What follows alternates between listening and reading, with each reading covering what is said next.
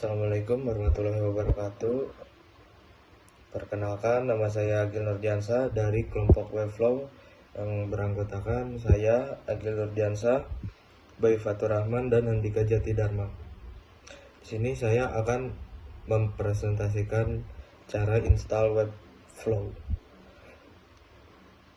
Apa itu Webflow? Webflow adalah platform untuk membuat dan menghosting web yang memungkinkan pengguna mendesain situs secara visual tanpa perlu menulis kode. Webflow juga merupakan aplikasi SaaS yang memungkinkan desainer membangun situs web responsif dengan perangkat lunak penyunting visual berbasis browser. Sementara desainer menggunakan alat tersebut, Webflow secara otomatis menghasilkan HTML, CSS, dan JavaScript. Kelebihan Webflow: 1. Desain visual tanpa coding. Webflow memungkinkan pengguna untuk mendesain website secara visual tanpa perlu menulis kode. Ini cocok untuk desainer yang ingin membuat website yang responsif dan interaktif tanpa keterlibatan pengembang. 2. Kustomisasi tinggi. Meskipun tanpa coding, Webflow memberikan kontrol penuh atas elemen desain, termasuk CSS, HTML, dan animasi, sehingga pengguna bisa membuat website yang unik dan sesuai kebutuhan. 3. Responsif dan SEO friendly. Website yang dibuat dengan Webflow secara otomatis responsif sehingga tampil optimal di perangkat apapun. Selain itu, Webflow juga menyediakan fitur SEO yang membantu pengoptimalan website untuk mesin pencari. 4. CMS terintegrasi. Webflow memiliki sistem manajemen konten yang memudahkan pengelolaan konten secara dinamis. Ini berguna untuk blog, portofolio, atau situs yang sering memperbarui konten. 5. Hosting cepat dan aman. Webflow menyediakan hosting yang cepat dengan infrastruktur di atas Amazon Web Service (AWS) dan Fastly CDN yang menjamin performa dan keamanan tinggi. 6. Kolaborasi tim. Webflow kerja kolaboratif di mana desainer dan developer bisa bekerja sama dalam satu platform, memungkinkan alur kerja yang efisien. Kekurangan Webflow: 1. Kurva pembelajaran. Meskipun tanpa kode, Webflow memiliki kurva pembelajaran yang cukup curam, terutama bagi pemula atau mereka yang tidak terbiasa dengan konsep desain web atau CSS. 2. Keterbatasan pada kustomisasi backend. Untuk website dengan fitur kompleks yang membutuhkan logika backend atau integrasi khusus seperti aplikasi web, Webflow mungkin kurang fleksibel dibandingkan platform lain yang mendukung pengembang full stack. 3. Harga yang relatif mahal. Webflow menawarkan fitur-fitur premium, tetapi dengan harga yang lebih tinggi dibandingkan beberapa pembangun website lainnya, terutama untuk paket hosting dan CMS. Ini mungkin kurang ekonomis untuk proyek kecil atau website sederhana.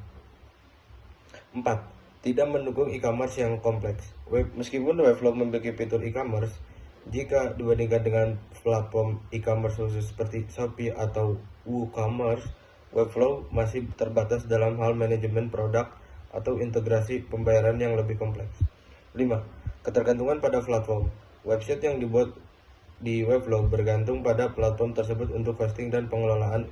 Migrasi ke platform lain mungkin sulit dan memerlukan penyesuaian ulang secara signifikan.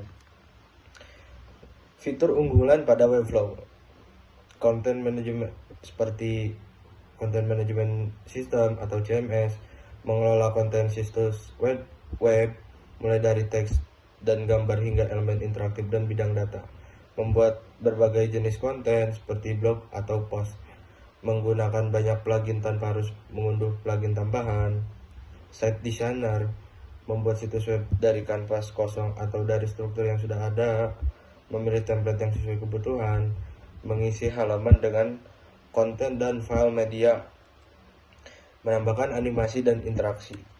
Fitur unggulan pada Webflow: optimasi mesin pencarian, mengedit judul halaman, URL, dan deskripsi meta. 2. Menambahkan tag ALT ke gambar. 3. Membuat pengalihan 301. 4. Mengedit markup skema. 5. Mengedit file robots.txt. Desain interaksi. 1. Membuat interaksi berbasis klik, arahan kursor, dan guling yang rumit. Membuat animasi multilangkah, menambahkan animasi ke elemen-elemen situs web seperti teks, gambar, latar belakang, dan elemen lainnya. Kesimpulan dari Webflow.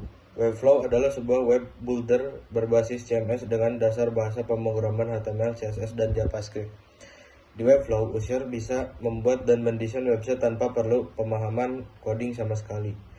Webflow bisa membuat website seperti toko online, company profile, portofolio web, dan lain-lain.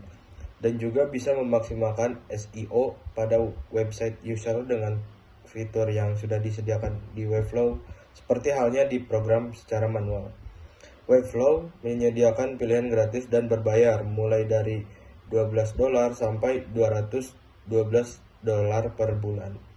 Hal ini menjadikan Webflow opsi yang sangat hemat biaya karena Anda hanya membayar saat Anda memiliki situs web yang benar-benar memuaskan.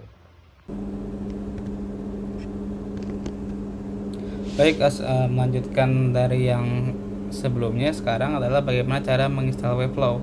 Pertama kita pergi ke webflow.com di sini. Selanjutnya setelah ke website webflow.com, di bagian atas ini kita bisa login menggunakan akun kita. Jika belum punya akun bisa daftar di sini ya, tapi karena saya sudah punya akun, dan jadi saya tinggal login saja menggunakan akun Google.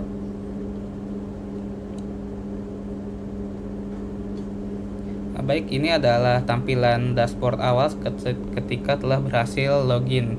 Di sini sudah dilihat sudah ada project dari yang pernah saya buat sebelumnya ya. Jika ingin membuat project baru, kita bisa ke tampilan new site di sini. Di sini kita bisa memilih apakah website itu blank site atau yang kosong atau yang kita bisa menggunakan template ya.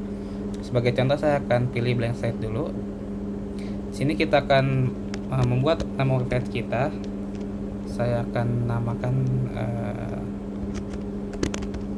learning webflow. Oke, tinggal create dan dia akan memproses website kita.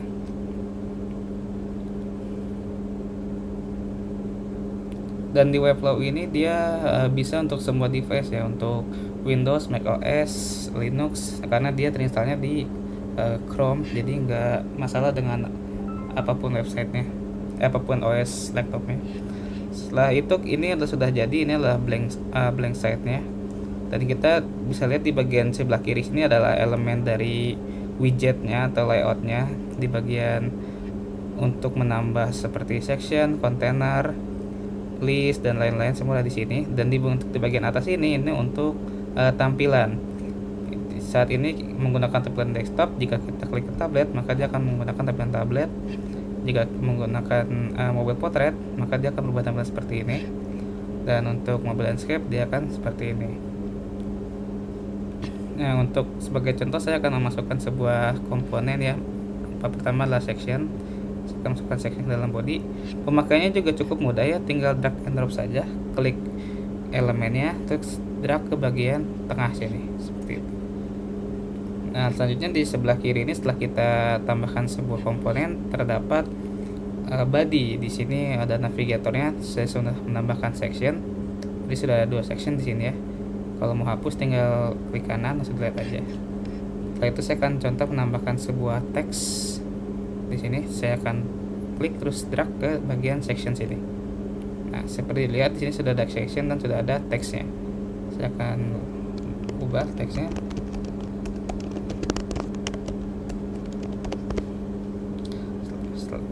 Oke, setelah website kita sudah jadi, di bagian atas kanan sini ada tulisan publish. Kita klik saja publish dan publish ke publish select domains. Dia akan menyiapkan website kita yang bisa dipublish dan bisa diakses secara online. Baik, ini sudah berhasil. Kita bisa lihat website kita sudah dipublish dan kita bisa melihat dia secara online dengan mengklik tanda panah ini. Nah, ini dia sudah jadi websitenya ya. Ini adalah tampilan dimana jika kita memilih template atau sebuah website yang sudah jadi ya, kita ingin hanya tinggal mengubah beberapa teks saja. Caranya cukup mudah, kita tinggal klik saja komponen teksnya di sini. Nah, tampilannya akan seperti ini, dan di sebelah kanan sini ada detailnya mulai dari layoutnya, spacingnya, size teksnya, dan lain-lain. Setiap komponen memiliki custom sebelah kanan sini itu yang berbeda-beda. Contohnya saja kalau misalkan saya klik hero image di bagian tengahnya, dia akan beda settingannya ya dengan yang lain. Sekarang contoh saya akan ubah teksnya di sini. Saya akan ubah teksnya menjadi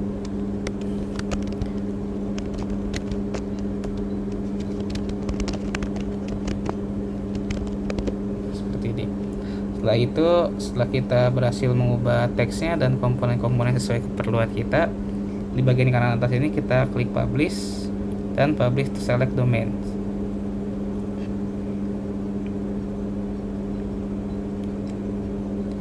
Baik, sudah dipublish dan kita bisa melihat di sini my cool website dengan mengklik tanda panah. Ini sudah bisa diakses secara online seperti itu. Baik, itu saja dari kelompok kami. Terima kasih. Mohon maaf bila ada kesalahan. Wassalamualaikum warahmatullahi wabarakatuh.